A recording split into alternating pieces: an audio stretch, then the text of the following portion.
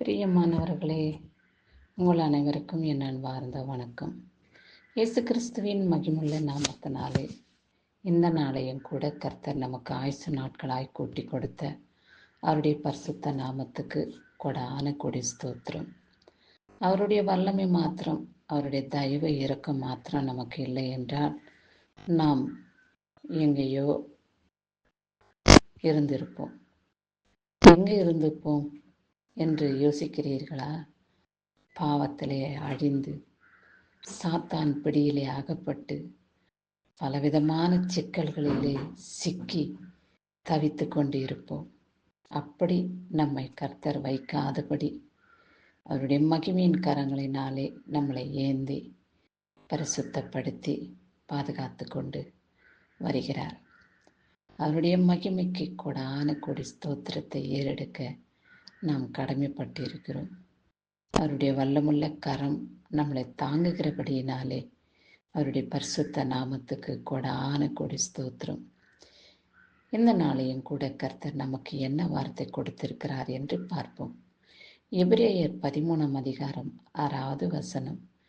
கர்த்தர் எனக்கு சகாயர், நான் பயப்படேன், மனுஷன் எனக்கு என்ன செய்வான் என்று சொல்லப்பட்டுள்ளது. கர்த்தர் மாத்திரம் நமக்கு சகாயராய் இருக்காவிட்டால் மனுஷர் வாயிலே கைகளிலே நாம் மடிந்திருப்போம் அல்லவா? பொல்லாத மனிதர்கள் கூட்டத்திலே நாம் வாழ்ந்து வருகிறோம். அந்த பொல்லாதவர்கள் நம்மேல் விழுந்து நம்மளை சோதனைக்குள் வேதனைக்குட்படுத்தாதபடி கர்த்தர் நமக்கு சகாயராய் இருக்கிறார். அவர் நமக்கு சகாயராய் இருக்கிறபடியினாலே அவருடைய பரிசுத்த நாமத்துக்கு கொடான கோடி ஸ்தோத்திரங்களை ஏறெடுப்போம். உலகத்திலே பார்க்கையிலே மனுஷர்கள் எவ்விதமாக வேதனைக்குட்படுத்துகிறார்கள். ஒருவனுக்கு கோபம் வந்தால் ஒருவனுடைய ஜீவனையே எடுத்து விடுகிறான். துன்புறுத்துகிறார்கள், வேதனைப்படுத்துகிறார்கள், துக்கப்படுத்துகிறார்கள். மனுஷனுடைய வேதனை எப்படி என்று இருக்கும் என்று கூட அவர்களுக்கு மனசாட்சி இல்லாமல் எந்த தொழிலை செய்தாலும் எந்த படிப்பை படித்தாலும் அவர்களுக்கு இரக்கமில்லாத குணங்கள் அவர்கள் இருதயத்திலே நிலைத்திருக்கிறது. சாத்தானுடைய செயல்பாடுகள் அவர்கள் இருதயத்திலே வாழ்ந்து வருகிறது. சாத்தான் எப்படியெல்லாம் மனுஷனை துன்பப்படுத்த, வேதனைப்படுத்த, துக்கப்படுத்த முடியுமோ அப்படியெல்லாம் கொஞ்சம் கூட பரிதபிக்க எண்ணம் இல்லாமல், பாவதோஷம் இல்லாமல் எப்படியாய் சாத்தான் மனுஷர்களை துன்புறுத்துகிறான், வேதனைப்படுத்துகிறான், துக்கப்படுத்துகிறான். அதுபோல அவனை சார்ந்திருக்கும் மனிதர்களும் கூட அவனைப் போலவே வாழ்ந்து வருகிறார்கள். அவனைப் போலவே மனுஷர்களை விழுங்கி விடுகிறார்கள். மனுஷர்கள் செய்யும் எல்லா விதமான காரியங்களையும் சாத்தான் தோல்வியடைய செய்கிறான், துக்கமடைய செய்கிறான், வேதனை அடைய செய்கிறான் என்பதை நீங்கள் அறிந்து கொள்ளுங்கள். ஆண்டவரே, நீங்க மாத்திரம் எனக்கு சகாயராய் இருந்தீரானால் நலமாயிருக்கும்.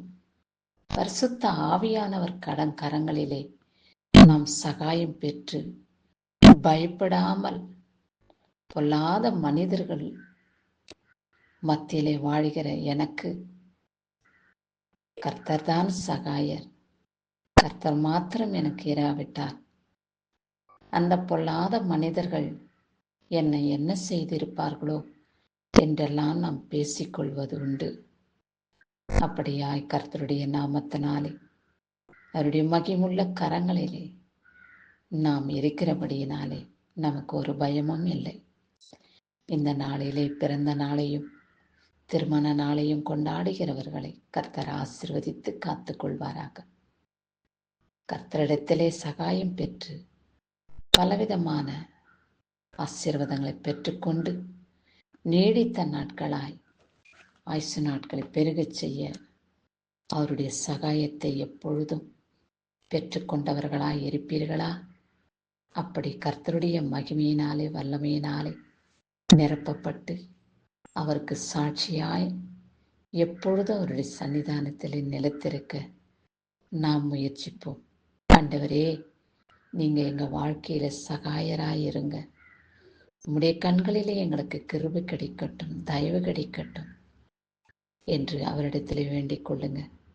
வேண்டிக் கொள்வதற்கும் ஜெபிப்பதற்கும் அதிகமாகவே நமக்கு கர்த்தர் செய்கிற தேவனாக இருக்கிறார்.